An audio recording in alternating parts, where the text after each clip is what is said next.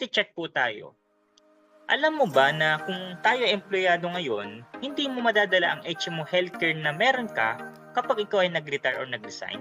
Lahat po tayo, pag tayo ay empleyado, meron tayong mga benefits na meron tayong libreng HMO o libreng healthcare. Napakaganda po niyan. Pero paano na lang kung tayo ay nag-resign na? O kaya na-retrench, natanggal, di ba? So, paano na yung mga benefits na meron tayo? So, once na tayo ay umalis o nag-retire, nag-resign sa company, bye-bye na. Diba? So, tulad ko po, no, dati tayong empleyado sa isang semicon company, no, nag-resign tayo, nag-retire tayo, wala na tayong healthcare po.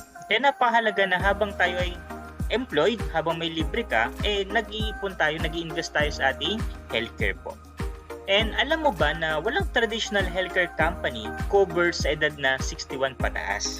Okay, so habang bata tayo, mas malaki ang chance na ma-approve tayo sa ating healthcare application. Pero habang tumatanda tayo, lumiliit yung chance na hindi tayo ma-approve o hindi na talaga tayo ma-aprubahan na magkaroon ng healthcare sa ating edad na nasa 61 na, di ba? So napakahalaga na habang bata, habang healthy, mag-apply tayo, mag-invest tayo sa ating healthcare, no? Kasi yan po yung kailangan natin, especially for our retirement.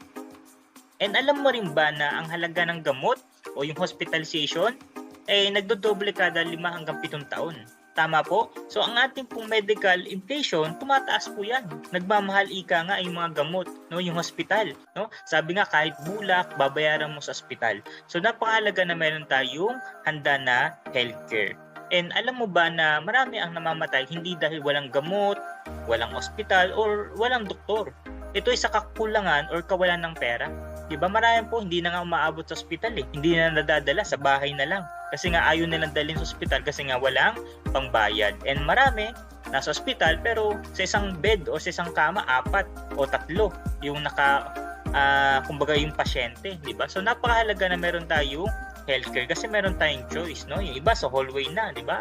So yun yung mga na-experience lalo na nung mga nagdaang pandemic. And sabi nga dito, alas 5 pa lang na umaga nakapila na para sa mga opening ng mga check-up o yung outpatient, di ba? So napakahalaga talaga na meron tayong healthcare kasi hindi tayo tutulungan ng government or hindi tayo responsibility ng government para sa healthcare. Diba? So kailangan tayo mismo yung mag-ipon para sa sarili nating healthcare. So dapat tayo mismo alagaan natin yung sarili natin, so mag-invest tayo for our healthcare. And alam mo rin ba, no, marami sa atin umaasa sa mga anak, nagbebenta ng mga naipundar o nangungutang ng pera para sa mga medical needs sa panahon ng retirement. Marami ka naipundar na bahay, kotse, lupa, pero nung nagkasakit ka, nabenta o nasanla dahil kailangan ng pambayad sa hospital. So napakahalaga po na merong healthcare dahil yun yung magpoprotekta hindi lang sa sarili natin or sa pagpapa-hospital natin, pero maprotektahan din natin yung mga naipundar natin dahil ayaw nating mawala. Ayaw nating maubos yung mga naipundar natin na mga property.